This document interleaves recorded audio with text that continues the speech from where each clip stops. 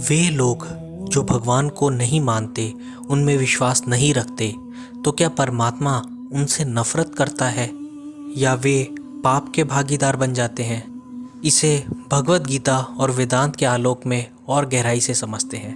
अगर आत्मा परमात्मा से अलग नहीं है तो क्या भगवान को दुख नहीं होता जब आत्मा उससे मुंह मोड़ लेती है? मोक्ष का अर्थ ही है परमात्मा में विलीन हो जाना, किंतु अपनी स्वतंत्र भाव के कारण जब आत्मा स्वयं को ही संपूर्ण मानने लगती है और परमात्मा से मुंह मोड़ लेती है, तो क्या इससे परमात्मा को दुख होता है?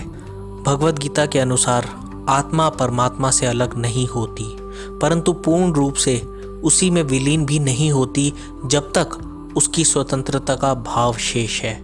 यानी वह खुद को परमात्मा से अलग मान अपना स्वयं का एक अस्तित्व मानती है।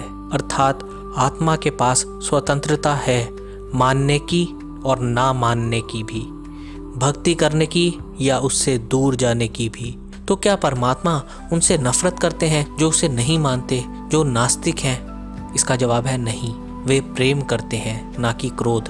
वे राह दिखाते हैं ना कि दंड देते हैं। जिस प्रकार एक माँ अपने बच्चे से नफरत नहीं करती अगर वह उसे पहचानने से इनकार करे, उसी तरह परमात्मा भी अपने हर अंश से, भले ही वह नास्तिक ही क्यों ना हो, स्नेह ही करता है।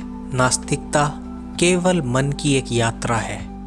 जिस आत्मा ने एक बार परमात्मा को भुला दिया है, उसी को वही परमात्मा प्रेम और करुणा से धीरे धीरे फिर से स्वयं की ओर खींचते हैं। परमात्मा को दुख नहीं बल्कि करुणा होती है।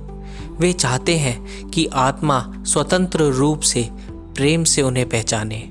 इसलिए परमात्मा ना तो नास्तिकों से नफरत करते हैं, ना ही उन्हें त्यागते हैं, बल्कि वे सदा उनके साथ हैं, बस एक क्षण की जागृति के इंतज़ार में। क्योंकि परम सत्य से दूर जाना संभव है, लेकिन उससे अलग होना असंभव है।